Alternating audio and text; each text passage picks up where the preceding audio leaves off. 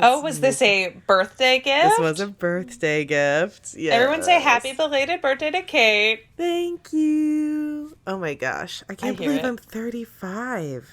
No, you're not. I'm 30 Don't. fucking No, 5. that's the thing, Kate, is that once you turned 33, you stopped. And we were all just going to be 33 forever, and nothing 33 bad can ever forever. happen. And we're going to invent little probiotics that eat our cells and poop out new ones so that we That just sounds stay really good. young forever. That sounds lovely. I'm in. Forever young. Yeah, I had like a existential crisis for like a hot second yesterday of like, am I really 35? Like, I just kind of was like, what? Like, I'm not a person who cares about age typically, but it just kind of was like, whoa, that sounds so old. Yeah. I had that weirdly when I turned like 25, I feel like. I remember being like, no, this can't happen to me. And now it's so funny because you look back and you're like, sweet summer child, I know, 25. you're so young and small, don't you see? Babies, just like newborns. Treasure it. Ugh. Look at all your collagen. What I wouldn't do for some 25-year-old stem cells right now. Yeah, I'd take them. I'll Yum, do yum, weird yum. stuff to get them. This is how witches got that bad reputation in the first place. We are the pioneers of regenerist That's right. lotions. Yeah. Oh my god. Do you want to do the little opening? Oh. Do our thing? Like for the podcast? Yeah, for the podcast. The thing we're here that we for? do. Yeah. Let's do it.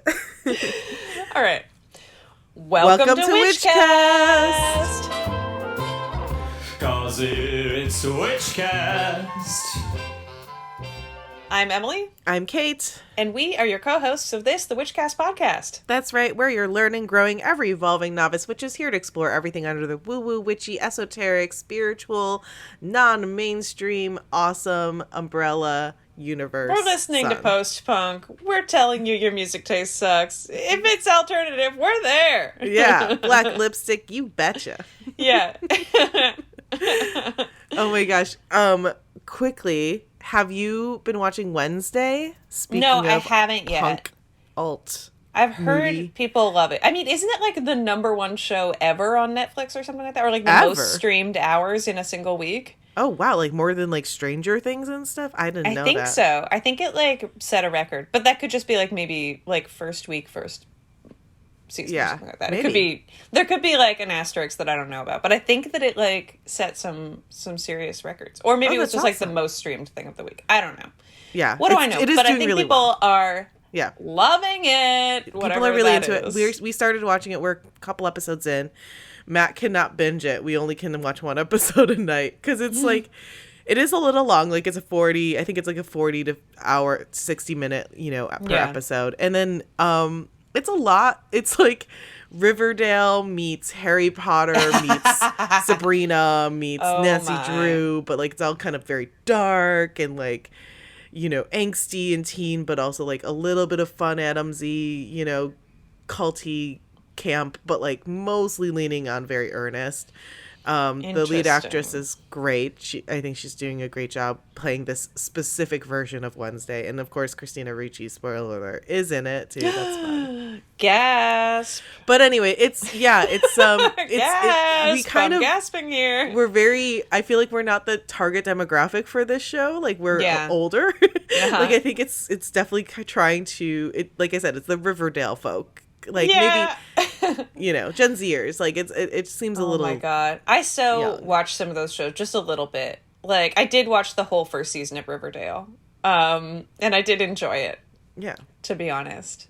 No, they're very enjoyable. I mean, they're basically they're teen dramas, But yeah, it's like I know it's not for me. Yeah, it's like sex and mystery and I guess like what's another one too, like Pretty Little Liars. I haven't watched that, but I imagine I think it's all that Pretty very Little Liars similar. might have been our age group. Was it supposed to be for us? Oh god, I mean, if you think about it, it was like quite a while ago, I think. it was. Wasn't it? Yeah, I guess so. Yeah. I'm going to look that up now that I've said that. Kate, did you say you have a ghost story to Oh yes, tell I have a us? ghost story. Okay, before we jump into the day's episode, so a couple days ago, this was I guess like Sunday, in the middle of the night, I get up to go to the bathroom, and as I'm coming back from the bathroom, I feel this figure with me, like walking with me towards the bed, like No. I couldn't, and like, I can't see ghosts. I can't see spirits. I don't have that talent of like discerning what they look like or anything like that. What I do get though is sometimes out of the corner of my eye, and this happens quite not frequently, but frequently enough for me to notice that I'll notice I'll just sense a figure or sense something, you know, down the hallway or over in one corner of the room, and it's not, and I'll try and look again, and it's not always consistently in the same space. Like I've tried to run all the scientific experiments of like, what am I? Is it just like stuff in my eye, or I'm Is tired? there a small draft here? Yeah, Yeah, exactly. But it's not that. It's like the size and shape of the thing change. It depends on where I am, and the location changes. Anyway, this time it definitely felt like someone a little taller than me and masculine skewing. That's all I get, is really just kind of like size and maybe like gender-ish. Interesting. But anyway, so this thing was like with me, kind of walking with me back to bed, and I was like, I don't really want to deal with this. Like, I was like, I'm really tired. I don't want to talk to you right now. It's like 3 a.m. So I go back to bed, and then I feel something pressing against my leg. Like literally physically pressing against my leg in bed. And I look over at Matt, and he's asleep, and I try and like kick him. I thought it was him. I was like, oh, maybe he's just like his foot's up. He never really does that though. I'm the one who I'm the terrible sleep partner. Like I take over the whole bed. I smack him. I like, but he was not over on my side. So I'm trying to push him away, and I didn't feel anything, but I still felt like someone like pushing against my leg very purposefully. And then it kind of turned almost into like a pet, or like a cat or a dog. Like I felt someone kind of like, what the fuck? I'm making the, what is it, like the kneading bread, yeah, like the patting of footsteps right by my leg, like 1, 2, 3, and it was very specific, and I was definitely still awake, but like still kind of groggy and in that liminal space mentally, and I was just like, I'm too tired to deal with this. I'm gonna go back to sleep. I was just like, I can't right now. But it was very weird. And like in my dreams, I remember something was trying to talk to me. And the whole time I was like, I really don't want to talk to you right now. Like it was this like, when I get into these kind of half asleep, half awake, I feel like that's when ever since taking this, you know, that psychic mediumship class, I get these kind of... You opened up the door. I opened up and then I'm at least also aware what it is. You gotta put up an office hours sign. I know. Well, here's the thing. Emily Grote has always told me, and her students, you need to have office hours. You need to set a certain time of day where you are welcoming messages, and you can control it, and it's like during the day and not when you're trying to sleep, and you communicate that. You can put signs around your home, like in the like at top of windows. You can just state it out loud or whatever, so then they know they can only bother you during a certain period of time. But I'm lazy, so I don't have office hours, and I really should, but I just like, I don't. You should just like get a Sharpie and handwrite a thing that's like open for business, like Monday 1 to 3 p.m. or something. I know, I should. I really should. I just like the idea of sitting down to find time to like meditate for 20 minutes to an hour every day when I can't even find the time to like shower or exercise. I'm saying an hour or like a week, and then just like put a little thing like costs $20. Okay. Oh yeah. Ask for offerings. Be like, okay, bring maybe beer. I should do that, because this is what happens when I get sloppy like this, when I don't actually spend the time to meditate or like have office hours or whatever. Yeah, you don't want little weird ghost night massages, unless you do. Yeah. Because I mean, you could also be like up. Right here. Yeah, a little to the right. Oh yeah, right there. Yeah, I wasn't scared. I was just more like, I was just like, I'm in the middle of sleep. I don't really want to deal with it when I'm like trying to sleep. It didn't feel malicious or anything. You just felt like a presence. Yeah. But it was at the wrong time. Definitely strange enough for me to clock it. I was like, this is not normal. This is not like a dream. Something odd is happening. For the record, Pretty Little Liars was 2010 to 2017.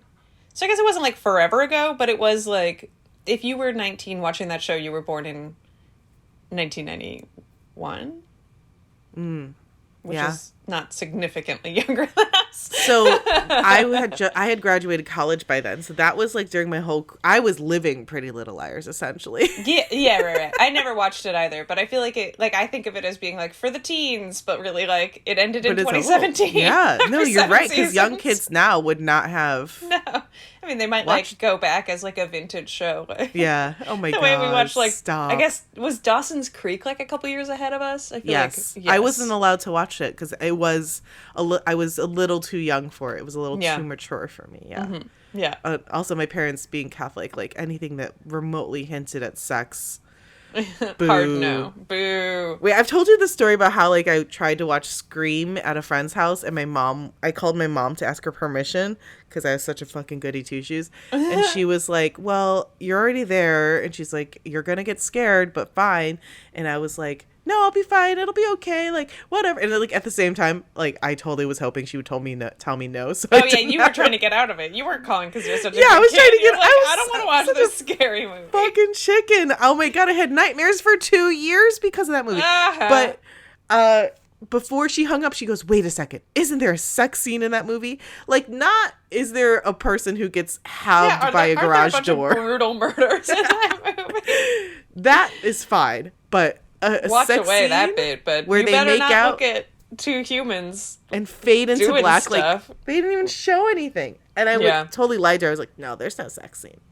Yeah, There well, isn't. if all they do is make out and fade out, there really isn't a sex There really isn't. It was like a PG-13." Yeah, It wasn't even. It wasn't even like a typical horror movie sex scene where like you actually like they like go through they do it and then they get impaled mid coitus. Right, You know yeah, that yeah. whole thing. Which I Yeah. hate that. That's it's yeah.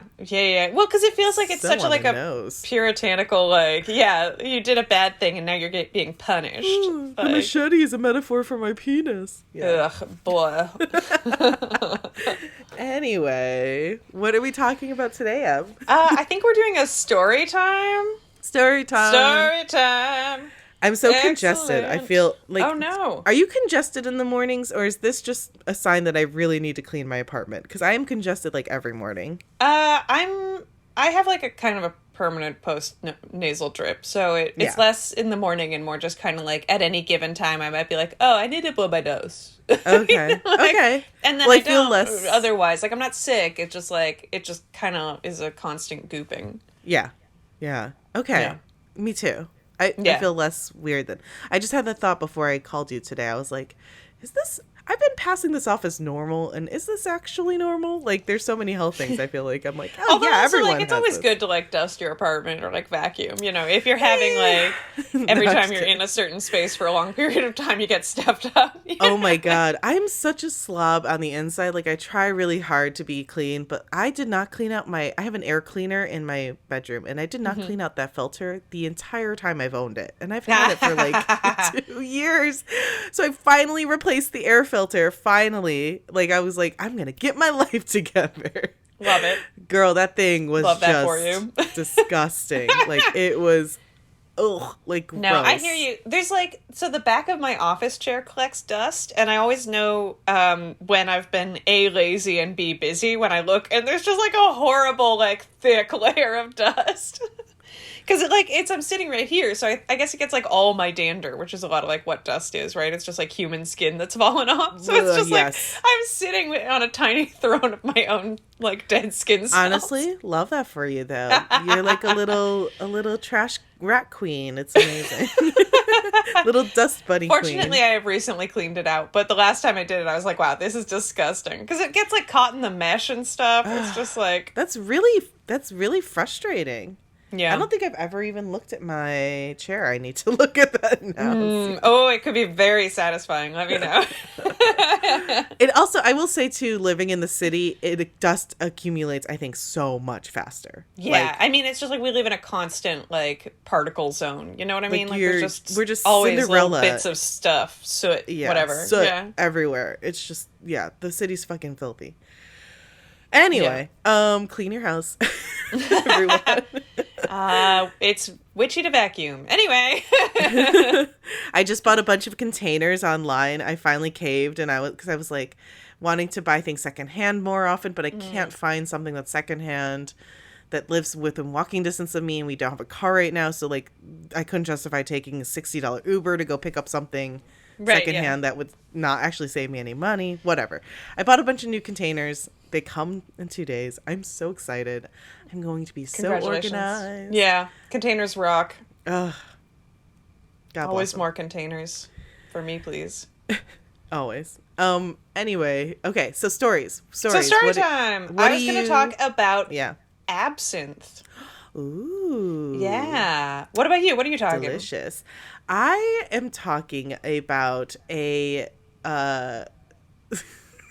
sorry. Do you know? I was like, how yes, I do. It's just like, how do I so it's about this warrior of the Tunaja people named Gone to the Spirits, who we could commonly refer to as a trans man today, who was a super awesome badass and really interesting person. So this is like a historical story that's Sick. true. Yeah. Love it. Do you want to go first or second? How are you feeling today? I feel like maybe let's switch things up and you go first. Sure. Works for me.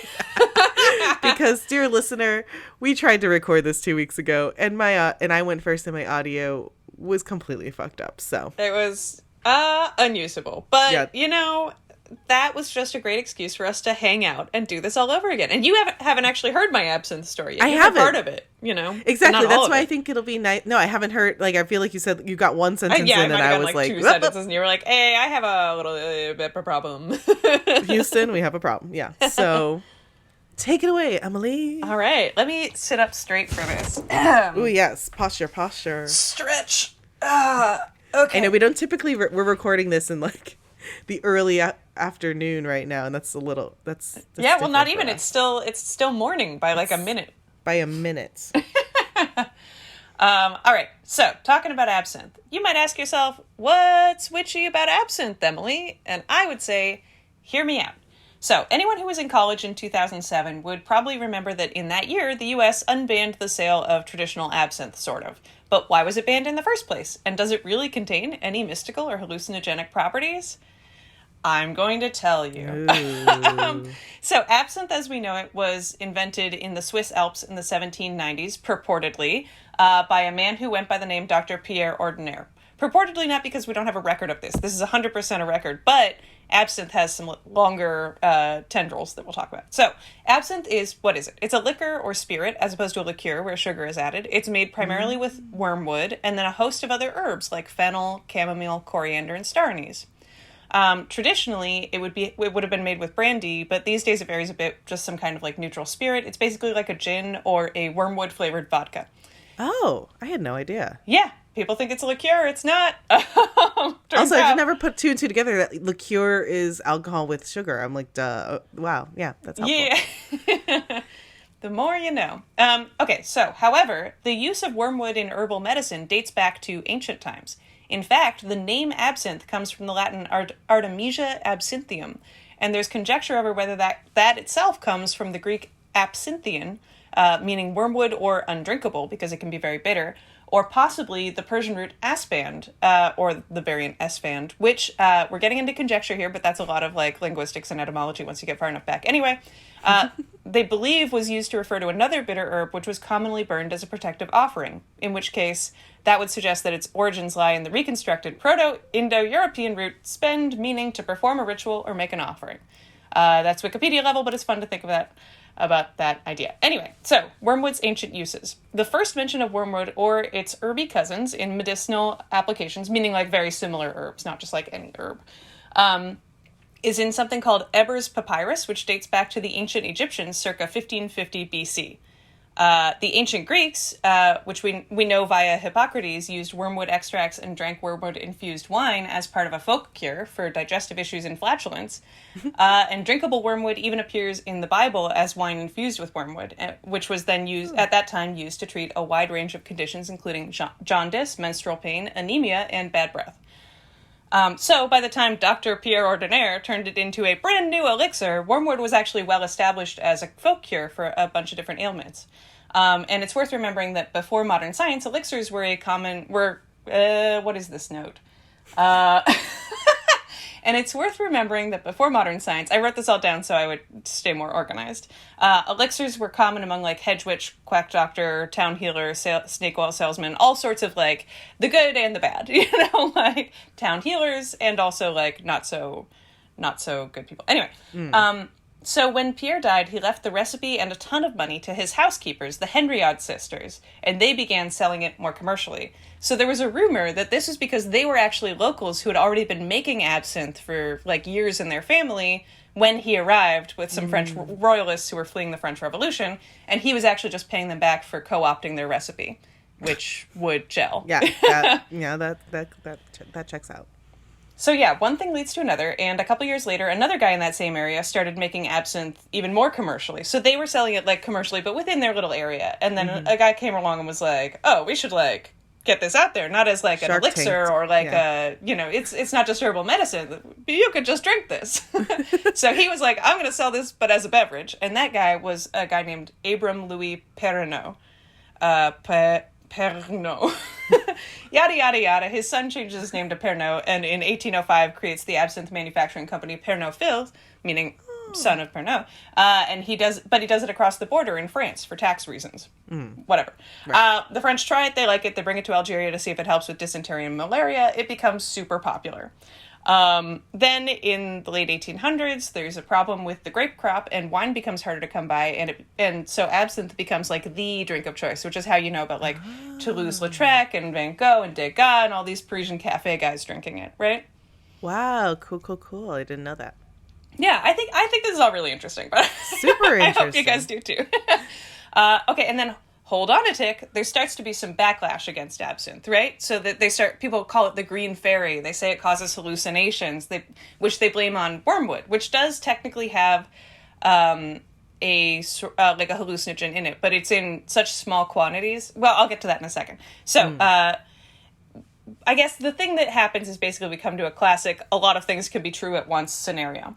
The most important thing you need to know is that absinthe will not make you hallucinate and has never had anything in it that would do any more harm than any other bottle of alcohol. So Bon Appetit said, quote, there is a chemical found in wormwood, absinthe's primary flavoring called thujone, that's known to be a convulsant and hallucinogen at extremely high doses. But in order to get to that point, you'd have to drink so much alcohol that you'd already be like dead drunk before you got there. Yeah, you get alcohol poisoning before anything else. Yeah, exactly. You'd be much more likely to have problems from all the alcohol you drank than from the minuscule amounts of thujone. And thujone exists in other common ingredients like sage, which is extensively used without any ill effects. Blah, blah, blah. All right, so that said, there is a possibility that cheaper absinthe, because cheap liquors at the time may have been stored in barrels in the late 1800s, that were made of not food-safe metals. So cheaper absinthe could have had those not food-safe metals broken down inside them, which would leach unpleasant chemicals, and then they might have actually experienced some hallucinogens, but again, it's not because of what's in absinthe. Or similarly, some people may have been using colorants to skip the safe and probably much more expensive traditional process that gives it its natural green hue, in which case those colorants could definitely have been made, again, from things that we know now are definitely not good for you. But what we know for sure is that when the grape crop came back, and absinthe was still so popular, the wine lobby and the temperance movement, which was also on its way up at the time, both went after absinthe really hard. So they really pushed this green fairy narrative. And they said the green fairy was causing crime to rise. An alcoholic famously murdered his family and then tried to kill himself in 1905, and the press all blamed it on the absinthe he had in the morning. Neglecting to mention the many other drinks that he had after that, before this happened. Naturally. A bunch of people signed petitions, and it was banned by name, like specifically absinthe, in a large number of countries as because everyone was like, oh, it clearly causes people to murder their families. And again, there's no evidence that absinthe would do that any more than any other alcohol. And people started calling it like the devil in the bottle. There was a rumor that Van Gogh cut off his ear after drinking absinthe. Like the whole famous ear incident. Yeah. And people basically believed that it was a wildly dangerous substance that drove people mad for a long time. It was only in the 1990s that people actually revisited the subject with like modern science and realized that there were no more dangerous hallucinogens in any bottle of absinthe in the past or in the present than there are in a nice butternut squash sage ravioli. And so people started buying and manufacturing it again more broadly. In the U.S., it was banned from 1912 until 2007 when they made absinthe legal, as long as it... Right, yeah. So as long as it had less than a certain amount of the Joan, which basically all absinthes from the beginning of time would easily have cleared. So technically they made it legal, but what they made legal was the product that was already being made. Wow. So absinthe. This it's was all green. Just yeah. Oh, you No, I was just saying, this is just a big smear campaign by Big Grape. Like, against like an herbal medicine-based liqueur or liquor. And there was nothing wrong with it. Yeah. I remember, oh man, like, that's crazy. Isn't that wild? That's wild. All right, so absinthe. It's green. It's vilified for no reason. It's got a fairy thing going on. And it's based on ancient herbal medicine. So is it witchy? I'd have to say... Hex yeah. Oh, nice. Thank you. That was beautiful. Oh my gosh. I'm so glad you started. That was really good, Em. Thank you. That is wild to me how much of our life and like our world is completely constructed by marketing and propaganda. Isn't that crazy? I grew up thinking that absinthe was like the, oh, that's such an intense, it's taboo. Like, it actually kind of reversed the effect, right? Like, it was very sexy growing up because you're like, yeah, right. Oh, you can't have absinthe. It'll fuck you up too much, Yeah, I know. Yeah, even the first time I had, like, quote-unquote real absinthe, I remember being like, I had crazy dreams last night, and I think it was the absinthe. And it's like, I think you just had a crazy dream, Duck Game. But, like, you were just drunk. And also, like, I feel like the belief in it in some ways also gives it power because people will be like, wow, oh yeah, the green fairy visited me. So witchy. That is like literally the definition of witchy. That's so funny. I thought that was so cool. I got on this tangent because I woke up one morning to a YouTube video from a guy that I really like in New Zealand who makes his own liquors and like distills his own spirits. It's a channel called Still It. I love him. I recommend it. But he was like, he was talking about absinthe and he was like, well, everyone knows that it came from like hedge witch magic stuff. And I was like, what? And then I was like, I got to do a Google real fast. Yeah. And then I got all the way down the rabbit hole. But I thought that was really, really interesting. That's awesome. Oh my gosh. The green fairy would be a really good Halloween costume too. Yes, and you hand absolutely. out shots of absinthe. I love this. See, this also makes me think about MSG. Like these ideas of like, literally, it's all everything in our world, folks, everything in our world is systemic. Like everything has been created. We are in a false simulation. Like MSG naturally occurs in foods like tomatoes. It's not bad for you. Some people, of course, are allergic, fair, just like anyone's allergic to anything. But on the whole, in moderate quantities, just like salt, it is not bad for you. But there's like this huge smear campaign. I don't know the history exactly behind it, but it's pretty racist. I can tell you a little bit about it if you want. Oh, yes, Emily, please. So MSG was actually is a compound that occurs naturally in like foods like I think mushrooms and that kind of thing that a scientist, I want to say Japanese, but that could be wrong, a scientist in like the early to mid 1900s isolated. He was like, this is delicious. Why is it delicious? So he was like, but it's not like a created chemical. It's just like an isolated chemical that already exists in food that we eat. It's just the name that people are like, oh, MSG sounds so synthetic, and it's in Chinese food. So there was like a big backlash around how popular Chinese food was getting. And so people would say like, oh, Chinese food makes me sick. And then they heard about MSG. So they're like, oh, it's the MSG. But really, MSG is in a shit ton of things that people eat. Yeah, it's in tomatoes. If you're Canadian, it's in all dressed chips, which everyone's like, loves all dressed chips.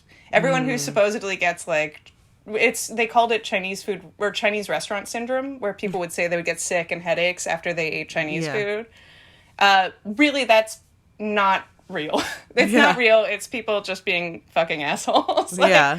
And it was sort of like one of those things where once people heard it, they were like, oh, I think I feel the same, And also it's in part probably because white people don't understand that you're supposed to eat rice with dishes. So they're eating just like the stuff with the most salt in it, not MSG, but like just like dehydrating themselves and not eating all the things that like eating things in the way you're supposed to. That's conjecture. That's just me. But that's a good theory. Yeah.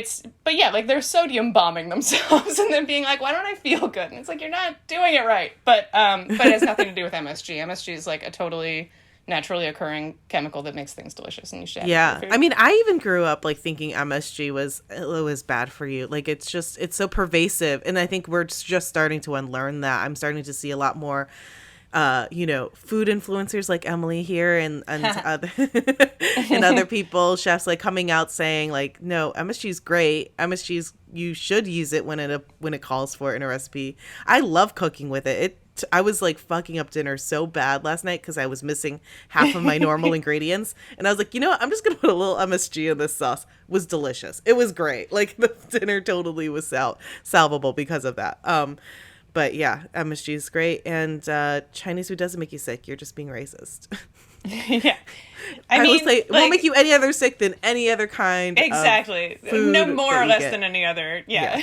Place that you go. Yeah. But it was basically like Chinese food restaurants got really popular in the 80s, and then people, I don't know, were weird about it. Yeah. I mean, there's a long history of they call it like the yellow peril, and there's a long history of Asians in America and that whole thing. But that's another episode. That's another thing. That's a different podcast, but we will do that episode anyway. Yeah, we're stopped us before. Exactly. But I did want to make a quick shout out to you. If you haven't watched Emily Duncan's YouTube videos, you guys need to check her out. It's Emily Duncan on YouTube, right? Or is Emily Slam Duncan on YouTube? Yeah, technically, yeah. My handle is just at Emily Duncan. My channel, I think, is called No Expert with Emily Duncan, but if you Google Emily Duncan, it's in there. Look it up, and if you find a fitness trainer, that's not her. It's a different Emily. I do mostly food stuff, not it's all so food stuff, and she's also on Epicurious. You can also find her through there.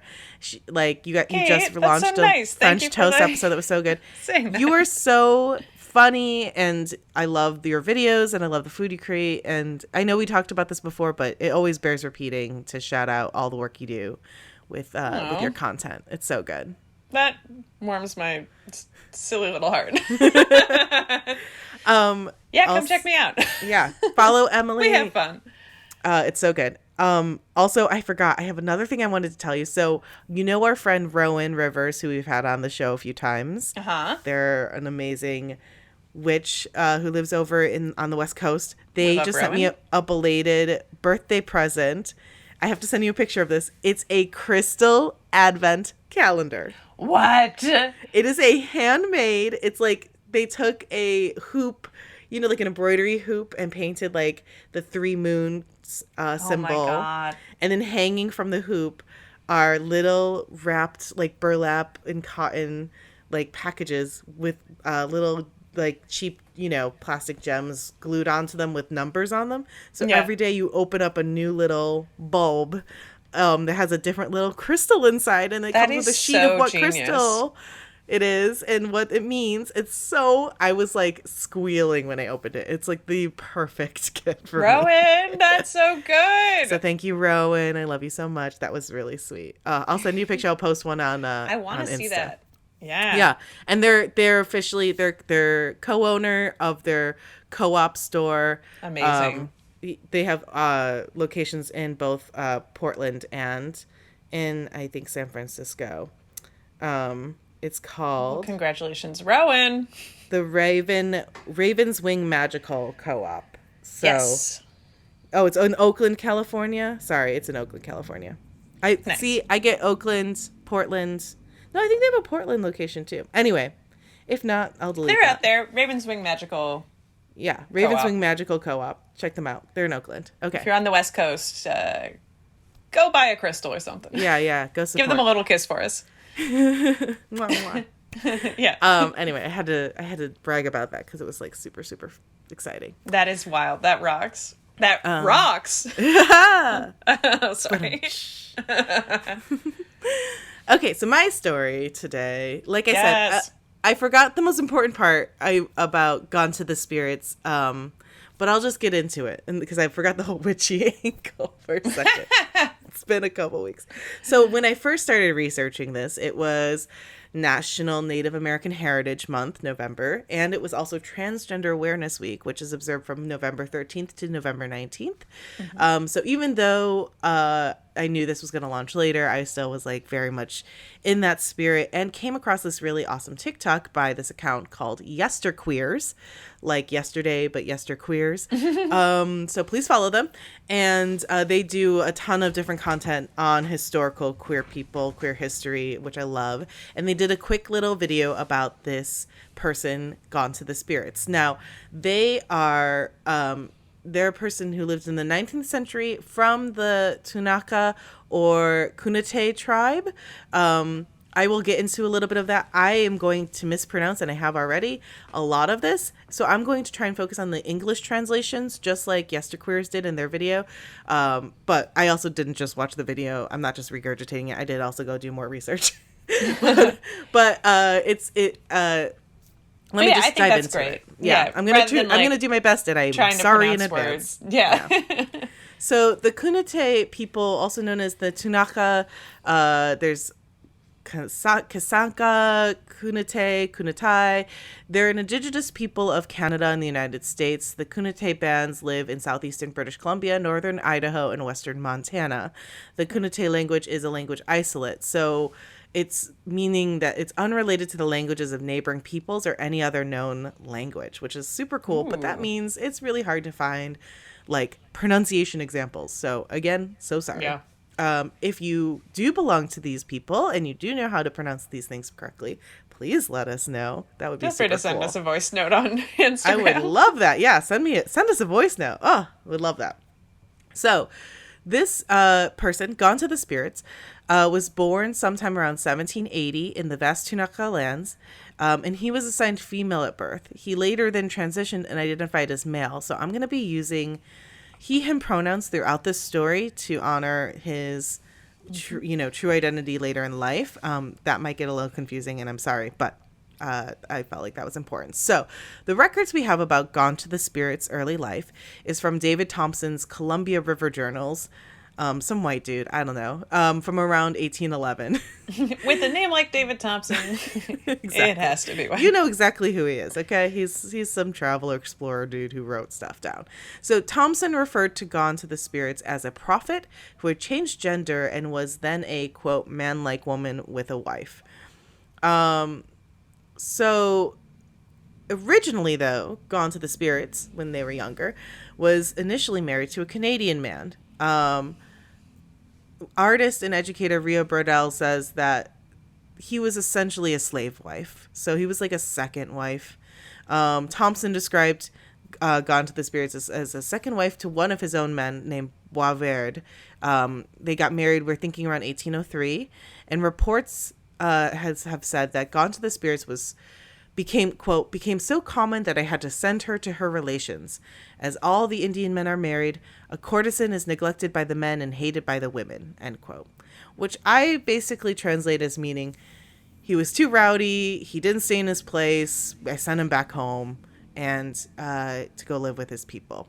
So they divorced that marriage. She was divorced from his husband and returned back to the Tunaka people. So upon leaving this husband and returning, Gone to the Spirit said that his ex-husband has changed his gender. It was like some white people magic, and then he started adopting men's clothing and using men's weapons and took a wife. And the people were like, yeah, cool, all right. They were pretty down with it. All right. Yeah. Go for it. Yeah. And I've also heard of other accounts of, I don't know if it's tribe specific, but I have heard from I follow a lot of indigenous creators on TikTok. I'm like super fascinated about indigenous history, but also just like really the immense amount of like oppression and suffering and reparations needed for Native people in this country and really all countries. Really, really, really burns my buttocks. Biscuits? Yeah. I don't know what the saying was. I don't know. Burns my biscuits. Yeah, no, it makes me really upset. Yeah. So I try to like stay informed and involved. Anyway, I have heard that a lot of indigenous tribes and indigenous folks have had, there's two spirits. There's the idea that it's a common idea that you don't belong to any one gender, or that there are people who may be trans or may be able to inhabit both genders or kind of live androgynously. Like, that's not a new concept, at least from what I know of and heard of in a lot of indigenous cultures. So anyway, Gone to the Spirits was relatively accepted. In the Yesterqueers TikTok, they did mention that his brother did not accept him for transitioning to a man, but I could not find that in any of my research. But anyway, it seemed like overall it was fine, and everyone was kind of just like, interesting. So anyway, Gone to the Spirits spoke 4 indigenous languages along with French and English fluently. So they were able to travel in this new life of theirs, post-divorce, post-transition, throughout the Pacific Northwest, serving as a courier and a guide to fur trappers and traders. And they were also a prophet. They were a prophetic figure. They predicted epidemics, invasions by Europeans, and destruction of tribal villages by a great force that would, quote, bury them under the ground. Needless to say, people didn't super love that. They were fine with him. Like, it seemed like, it wasn't so much about him. Everyone always wants to shoot the messenger, Right, exactly. It's like, it's a little doomsday-y. But anyway, him and his wife would just travel around and kind of prophesize. I don't know how to say that word. Anyway. Prophesize. Thank you. In 1811, he promised to deliver a letter from Spokane House to Fort Escatadane, on the Fraser River. For reasons unknown, he and his wife went hundreds of miles out of their way, ending up in Port Astoria, Oregon, where he drew an accurate map of the inland territory between the Coast Range and the Rocky Mountains for David Stewart Thompson's rival. David Thompson's rival was named David Stewart? I just put that together, yes. The classic David v. David, Yeah. It's a David off. It's a David off. So then Thompson next encountered Gone to the Spirits on Rainy Lake near the Upper Columbia River in July 1809, where he says he had set himself up for a prophet, quote, and gradually had gained by him shrewdness, some influence among the natives as a dreamer and expounder of dreams. He recollected me before I did him, and gave a haughty look of defiance, as much to say, I am now out of your power. Which, love that. Yeah. Love that for him. We love a look so powerful it gets written in someone's diary. I know. It's like, dear diary, today I saw God to the Spirits, and he gave me a haughty look. Like, that's exactly how it came out. I love it. But again, so all of these little recollections, I'm saying they don't seem like real stories, but it's just kind of, these are, again, because it's like the 1800s, the only written Western, record we have of Gone to the Spirits. So that's how we're telling the story. So it's like little bits and pieces. So it was 1811, 2 years later, before Thompson would run into Gone to the Spirits again, when Gone to the Spirits walked into his camp seeking asylum. Thompson describes Gone to the Spirits as, quote, apparently a young man. I'm going to do this voice from now on. Well dressed in leather, carrying a bow and quiver of arrows with his wife, a young woman in good clothing. Thompson said Gone to the Spirits was in trouble with his adopted tribe, the Chinooks, for predicting diseases. So, again. Yeah. When all you're doing is predicting famine and sickness and disease and terrible doom, you're gonna piss some people off.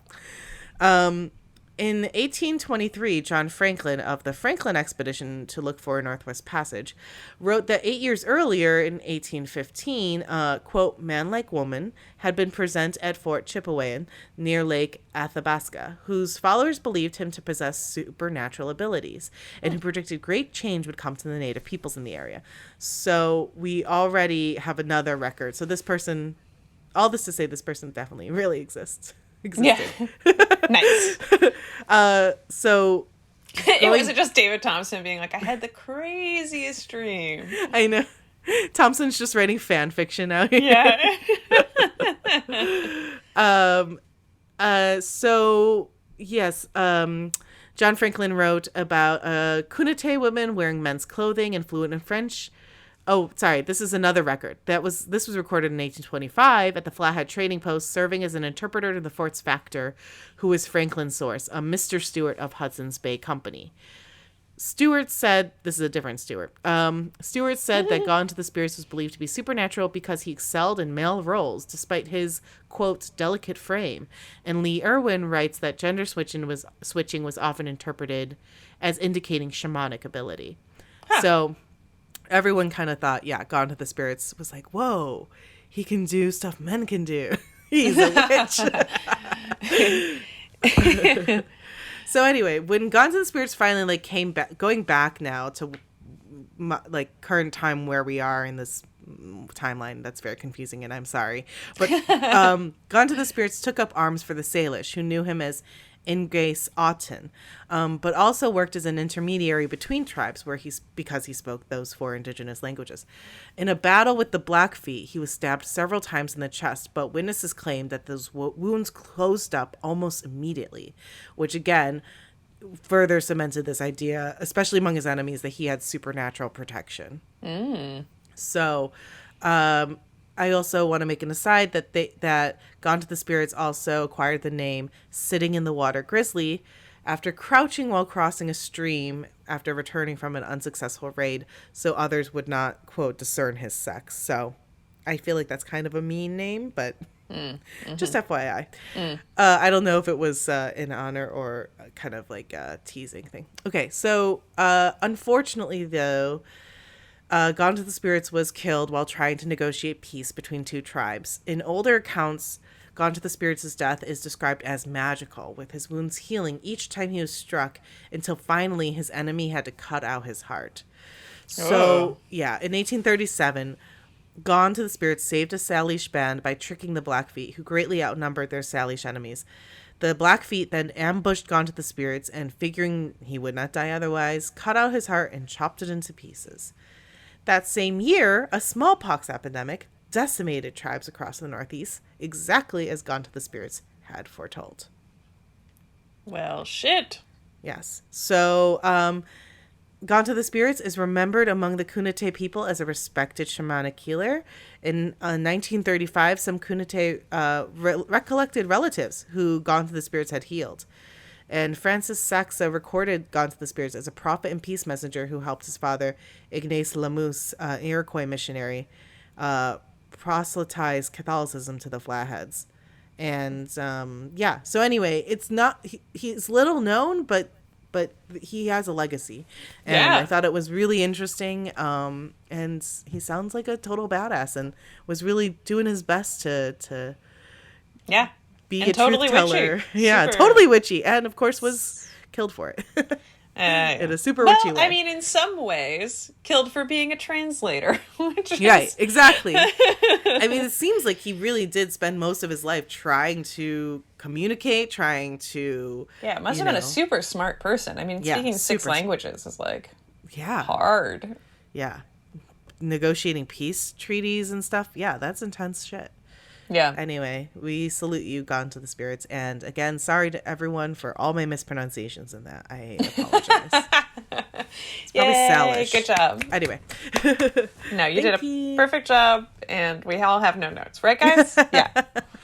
It's a one-way podcast. It's too bad anyway.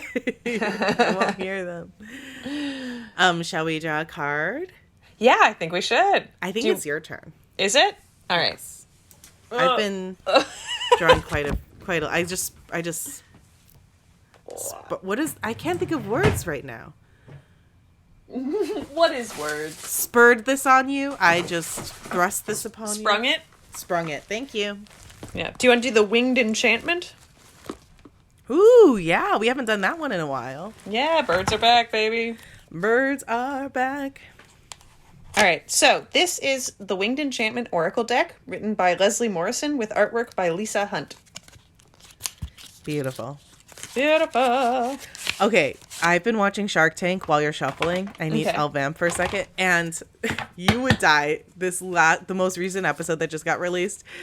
It's on Hulu if you're curious, but it also makes you kind of hate capitalism. But I also really like to watch it by imagining the sharks as actual cartoon sharks and then all the contestants as fishes. I feel like you told me that. Have we talked about this? I'm not sure if that was on the failed version of this episode or the actual podcast or just in person. This is our life, like, where it's like, did we already discuss this? Was it publicly? Was it? I just remember you saying at one point to me that you imagine the sharks Imagine as them sharks. as cartoon sharks. I think I did say it. I don't know if it ended up in the final edit, but I did say it, I think, during our recording. Anyway, the whole point of this is that they had a contestant that came out. I imagine them as little seahorses. This really cute, like, Midwest couple. And they had a visor with, like, flowers coming out the bottom with tubes so you could put sugar water in so you could feed hummingbirds right on your face. Oh, my God. And then watch them as they fed. Like, It's dumb, but it's also brilliant. yeah, it was amazing. We were dying. And everything birds obviously makes me think of you, so it was great, though. Thank you. I feel like that's not very scalable, though. I feel like there's a very set audience for that. Yeah, it's pretty niche. I won't tell you in case people really want to watch Shark Tank and not want to get... Don't spoil the most recent get episode ruined, of Shark yeah. Tank for me. I won't tell you if they got a said deal or someone listening to not, this. but... Dude, I mean, we've seen them, like, that show has seen the most ridiculous... I feel like they just find the most ridiculous inventions, and they're like, you come on this show, you'll make it I good. feel like people are probably coming up with crazy inventions to go on Shark Just Tank to go in some on Shark ways. Tank. You know what I mean? At this point, like, it feeds itself. I don't know if I would ever voluntarily do that. Like, one, yeah, you could get money, but I don't want to get bullied by a bunch of billionaires on national television. They're so mean sometimes. Have you ever seen I Think You Should Leave? Did you watch that? I know of it, but no, because it's not coming to mind. What is that? So I Think You Should Leave is a Netflix sketch show. Oh, with, yeah. What's his name? Tim Robinson or something like that? Yes. Okay, I do know it. It is very funny. Yeah. I don't know the there's name of him, but There's yeah. an episode where it's, what's her face? Patty, I forget her last name. Patty, the comedian who's like an actress now. Patty. Oh. Patty Harrison. Patty Harrison.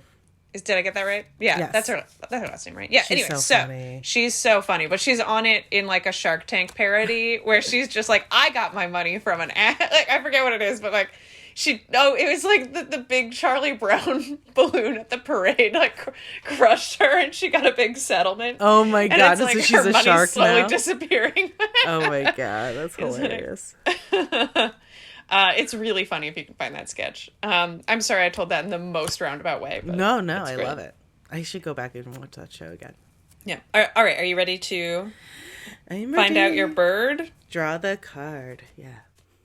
What's my bird? What's our bird? Pelican. Oh, we Our haven't bird gotten today that is one. no, I don't think I've ever drawn this before. 27 pelican. I'm going to show it to Kate, Beautiful. and I'll take a picture of this and we'll put it on the Instagram as we do. All I right, now love these seabirds. seabirds are great, aren't they? No. All right, oracle card means I have to look this up in the little book, so hang tight for a second.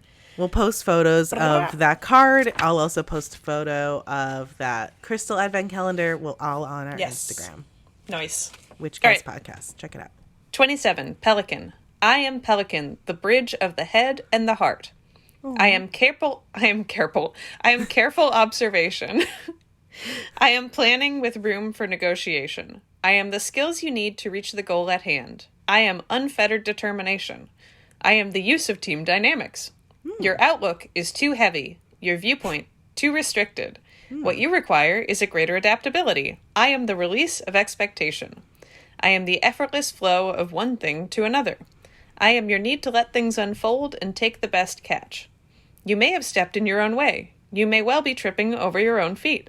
Stay focused, but do not lose sight of the bigger picture. You will always find what you need.